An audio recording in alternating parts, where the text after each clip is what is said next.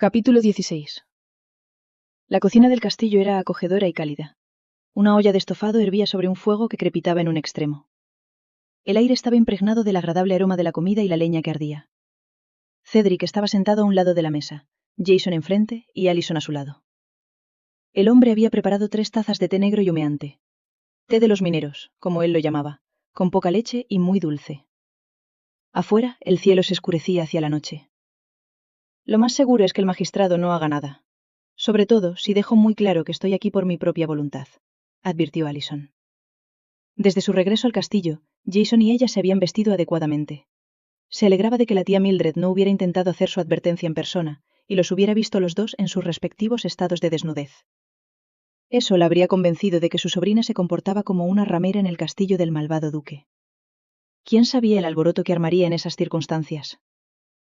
No veo qué ley podría invocar si no se trata de un secuestro, dijo Cedric. Pero no tengo formación jurídica. Escribiré a Albert Bentley esta noche. ¿Podrías llevar la carta a sus oficinas en Londres?, pidió Jason. Su empleada inclinó la cabeza. Por supuesto, Excelencia.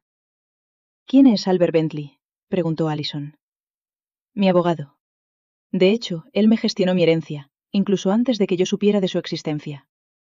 El hecho de mi nacimiento y mis derechos hereditarios le fueron comunicados por personas que nunca ha podido revelarme. Cuando cumplí 18 años, me informó de mi identidad. Luego, cuando murió mi padre, él se aseguró de que se cumplieran mis derechos. Un buen hombre, asintió Cedric. Desde luego, uno de los mejores. De hecho, sería bueno que estuviera aquí. Dudo que a tu tía Mildred y sus secuaces les resulte fácil disuadirte de que vuelvas, advirtió Jason. El hombre se aclaró la garganta y los miró a los dos alternativamente. Jason giró la cara hacia él con brusquedad y descendió la cabeza, consciente de que se había ruborizado. Escondió la mirada en su taza de té de peltre, y ella apoyó una mano tranquilizadora en su brazo. Se había dado cuenta de que el duque tenía un temperamento inconstante, y que parecía alterar a Cedric cuando se desataba de forma inesperada. También se había fijado en que sus enfados solo eran explosiones momentáneas que apenas duraban unos minutos, pero que devastaban todo aquello que dejaban a su paso. ¿Qué le preocupa, Cedric?, le preguntó con suavidad. Él levantó la cabeza con gesto agradecido, lanzó una mirada recelosa a su jefe y luego pareció armarse de valor. Disculpe, milady. Por favor, Cedric, llámeme Allison. No poseo ningún título y mi padre no nació con uno. Nuestros orígenes no son tan diferentes, creo. Allison, repitió como si probara a decir su nombre. Se lo agradezco. Me pregunto si no sería mejor que fuera a casa de su tía. Quiero decir, la gente hablará una vez que sepan que se queda aquí, en un castillo sin sirvientes ni doncellas, solo con el duque y mi compañía. No me parece bien ser el blanco de los cotilleos, y podría venir de visita todos los días. Me temo que la vida en la casa de mi tía no sería muy cómoda para mí, Cedric. Allí ya estaba presa cuando vine, y mi tía se aseguraría de que no pueda poner un pie fuera de mi habitación. Tengo alguna experiencia con las sectas más fanáticas de la Iglesia cristiana, intervino Jason. El calvinismo de mis padres sería considerado radical para los estándares ingleses, si no para sus propios compatriotas. Se habrían horrorizado. Y eran personas decentes. Tu tía Mildred no lo es. Ciertamente no lo es. No me extrañaría que me tuviera bajo vigilancia armada, aseguró ella. Cedric parecía asombrado. ¿En Inglaterra se puede retener contra su voluntad a alguien que no ha infringido ninguna ley? Estamos en siglo XIX, por el amor de Dios. No estamos en la Edad Media. La secta eclesiástica a la que pertenece su tía está muy extendida en este condado. Una vez hizo que le dieran 20 latigazos a un hombre, por no mucho más que la blasfemia que acabas de pronunciar, le advirtió Jason. 20 latigazos, propinados como es debido, bastan para matar a un hombre o dejarlo como una sombra de lo que era. Cedric negó con la cabeza, murmurando algo en galés. El duque miró a Allison, cuya mano se había apretado contra su brazo. Ella lo observó con preocupación. No sabía que llegaría tan lejos, susurró. El miedo crecía en su interior, pero se dio cuenta de que no era por ella ni por su cuerpo. Era por la vida del hombre con el que había compartido su virginidad. Jason poseía un temperamento temible que sin duda se despertaría si le causaba algún daño.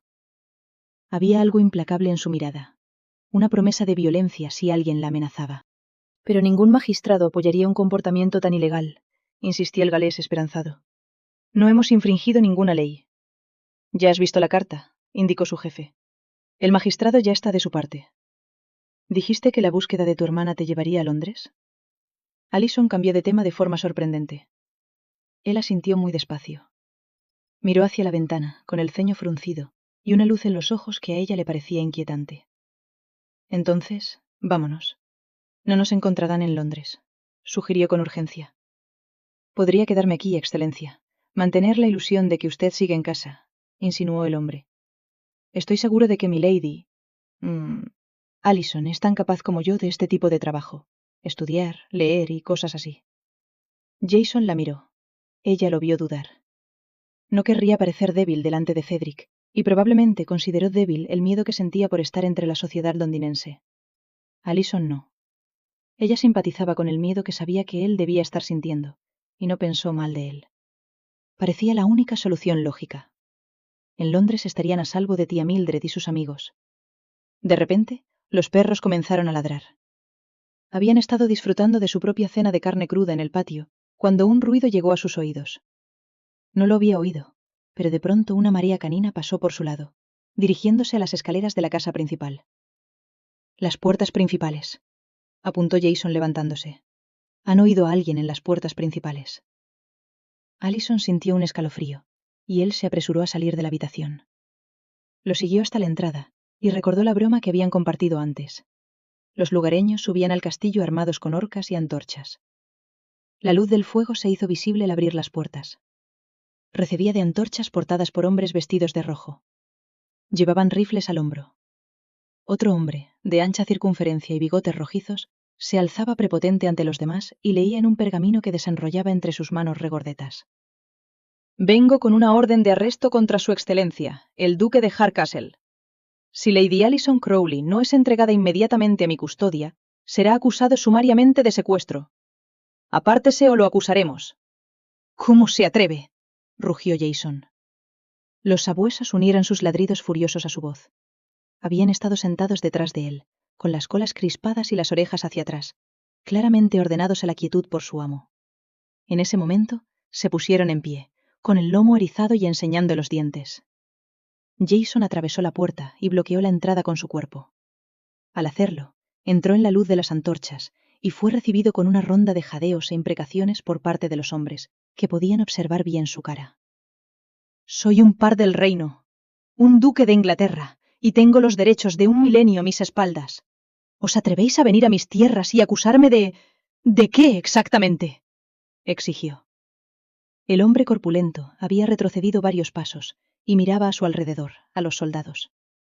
Los cargos son los de secuestro y corrupción moral, explicó, relamiéndose los labios. Jason salió de la puerta y agarró al hombre por la camisa, poniéndolo de puntillas. Debería darle una paliza por su insolencia.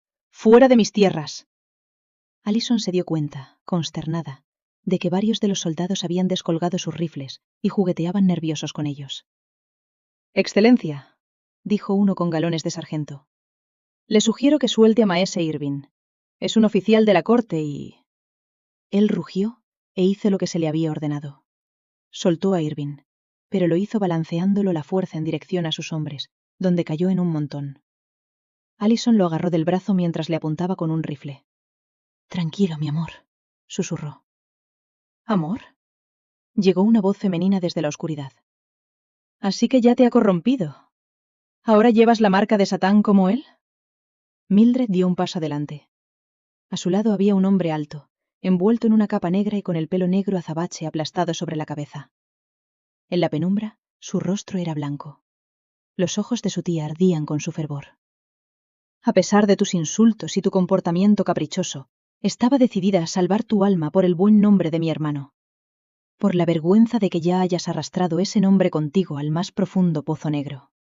Viviendo en este maldito lugar de degeneración moral. ¿Te ha llevado a ese pozo, entonces? Ten cuidado, bruja, ladró Jason, poniéndose delante de Alison, con los puños apretados a los lados. Es usted quien debe tener cuidado, excelencia, le advirtió el hombre de negro. Se adelantó y levantó una mano enguantada. Su rostro era alargado y delgado, con nariz aguileña y ojos hundidos. Su voz era nasal y monótona. Tenía un aire de suficiencia. Metió la mano en un bolsillo y sacó un objeto que mostró. El sello de Havenshire. Mis credenciales como magistrado del condado. Mi nombre es Nicholas Wilson, y me temo que está fuera de la ley, y sería una imprudencia por su parte resistirse a nosotros. ¿Ahora la ley de Inglaterra priva a un hombre de autoridad en su propia casa?, inquirió él. Sí, cuando ese hombre es culpable de crímenes o se cree que lo es. Supongo que la joven que está detrás de usted es la señorita Alison Crowley. Sí, es ella. Es una maldita y pecadora ramera, escupió su tía. Sargento, está autorizado a llevarse a la señorita bajo custodia para su propia protección, indicó Wilson con suavidad. Agarró a Mildred del brazo y la condujo hacia un lado, mientras el sargento hacía señas a un par de soldados para que se acercaran. Sucedieron varias cosas a la vez. Cuando el hombre más cercano se acercó a Alison, Jason se abalanzó sobre él y le asestó un tremendo puñetazo en la mandíbula.